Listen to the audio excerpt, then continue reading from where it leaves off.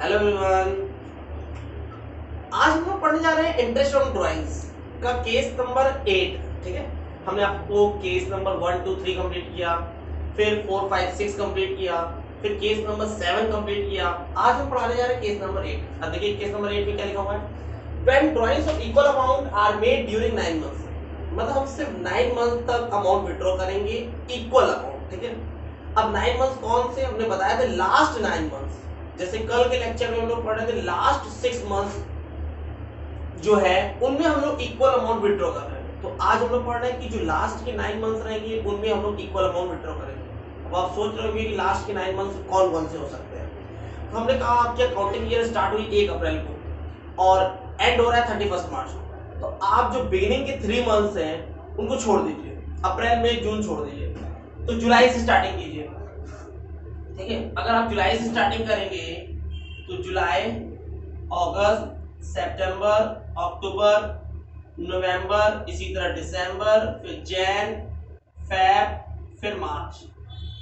इन 9 month की आप क्या करोगे, 9 मंथ में अमाउंट विड्रॉ करोगे, इक्वल अमाउंट विड्रॉ करोगे। इसमें भी फिर 3 केस हो सकते हैं कि या तो आप बिगिनिंग में विड्रॉ कर रहे हो, या तो एंड में विड्रॉ कर रहे हो, या तो मिडल में विड्रॉ कर रहे हो। ठीक है ना।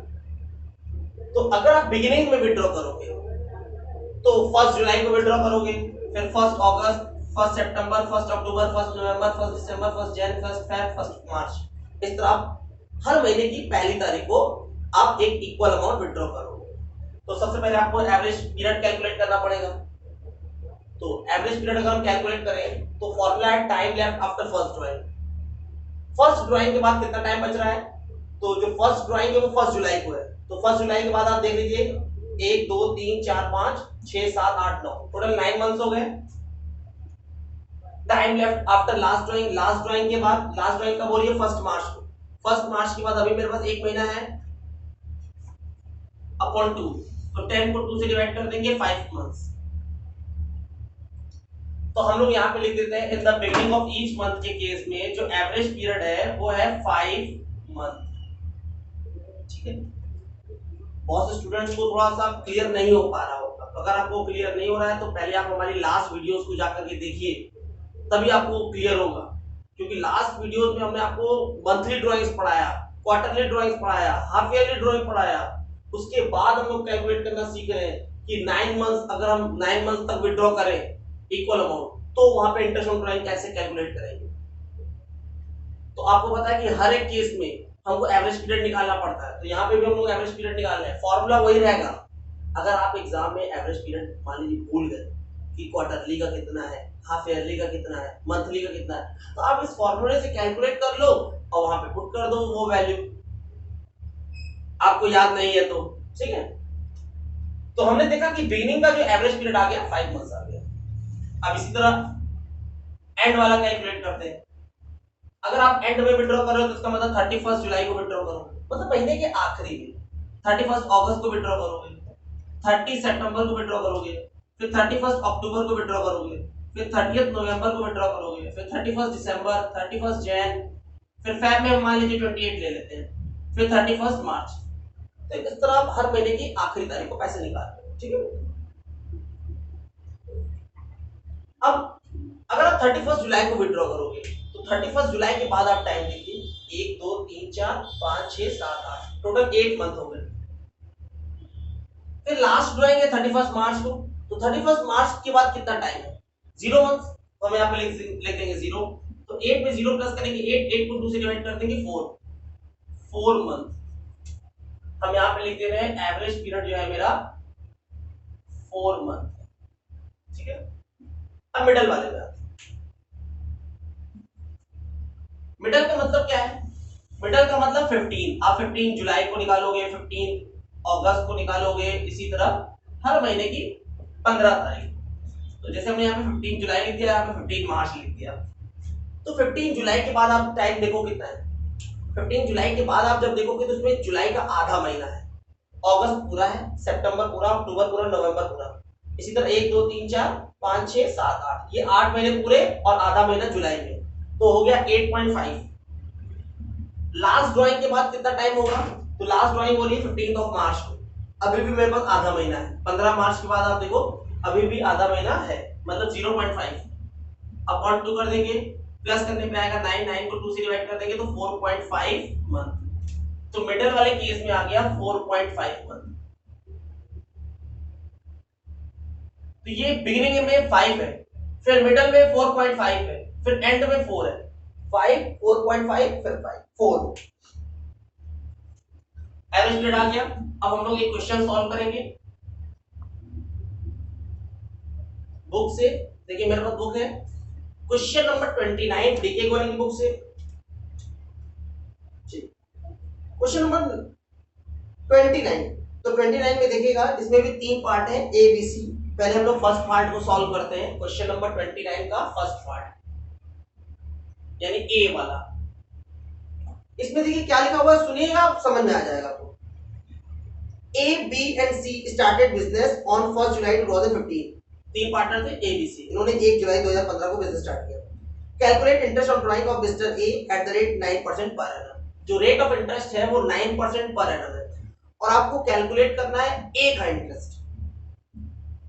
If he withdrew 10,000 per annum per month in the beginning of every month, लिखा था कि calculate interest on drawing of mister A at the rate 9% per annum for 9 months ending 31st March 2016। तो एंडिंग कब हो रही है 31st मार्च को। इन्होंने बिजनेस कब स्टार्ट किया था 1 जुलाई को। आप देख रहे हो कि 1 जुलाई से लेकर 31 मार्च तक टोटल 9 मंथ्स हो गए। तो 9% पर एनम की रेट पर आपको इंटरेस्ट कैलकुलेट करना पड़ेगा। फिर आगे ये भी लिखा हुआ है कि if he withdrew 10,000 per month in the beginning of every month, वो 10,000 रुपीस विथड्रॉ करेगा हर महीने की शुरुआत में, बिगिनिंग में। अगर वो 10,000 विथड्रॉ कर रहा है 9 मंथ तक विथड्रॉ करेगा, क्योंकि इन्होंने बिजनेस कब स्टार्ट किया 1 जुलाई को और एंड कर रहे हैं फिर ये लोग 31 मार्च को। ठीक है ना, 31 मार्च को अपना ये एंड कर रहे हैं, यानी 9 मंथ तक इन्होंने अमाउंट विथड्रॉ किया। तो एक ही बात हो रही थी 10,000 ये विथड्रॉ कर रहा है तो 10 into 9 कर देंगे तो अमाउंट ऑफ ड्राइंग हो गया 90,000। रेट ऑफ इंटरेस्ट क्वेश्चन में दिया हुआ है 9%, तो 9/100 लिख देंगे। एवरेज पीरियड अभी हमने बताया कि बिगिनिंग के केस में 5 मंथ्स है तो 5/12 लिख देंगे, क्योंकि लिखा हुआ था कि जो मिस्टर ए है वो बिगिनिंग में अमाउंट विथड्रॉ कर रहा है, इसलिए यहाँ पे 5/12 करेंगे। 0000 कैंसिल हो जाएगा, 3 3 9, 3 4 12, ठीक है।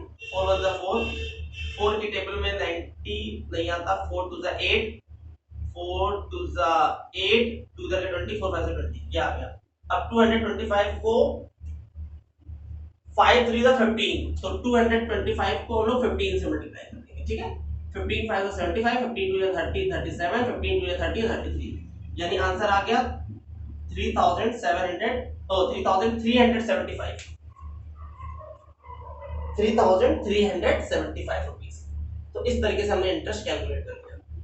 ए विथड्रॉ कर रहा था 10,000 रुपीस 9 मंथ्स के लिए, तो 10 9 90,000।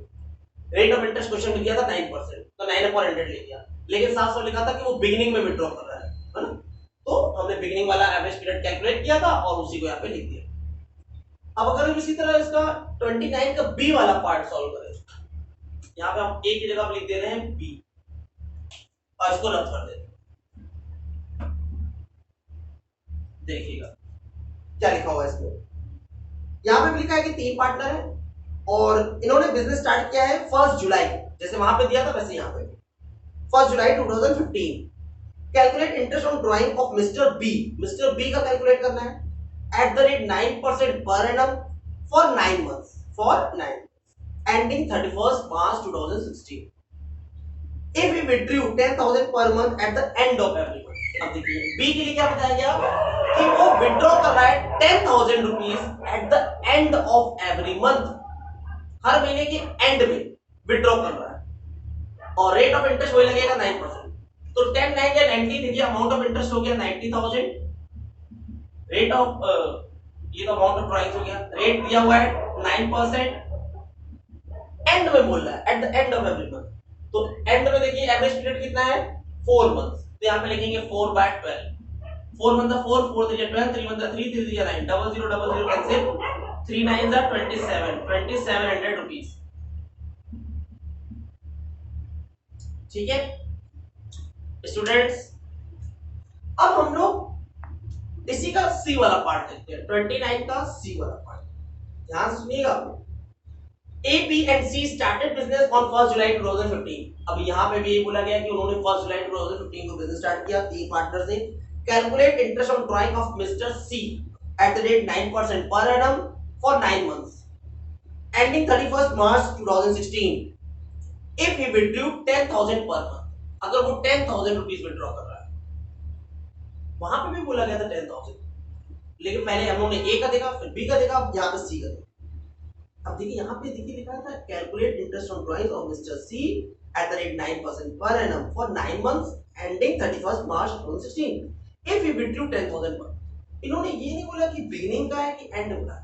If he withdrew 10,000 per month नहीं बताया इन्होंने कि 10,000 बिगिनिंग में विथड्रॉ कर रहा है कि एंड में विथड्रॉ कर रहा है। सिर्फ इतना लिखा है कि if he withdrew 10,000 rupees per month, है ना, या एवरी मंथ। तो जब कभी भी आपको न बताए कि वो बिगिनिंग का है कि एंड का है, तो आप मिडल मान लीजिएगा। जैसे यहाँ पे कुछ नहीं बोला गया तो हम समझ गए कि वो मिडल वाला केस है।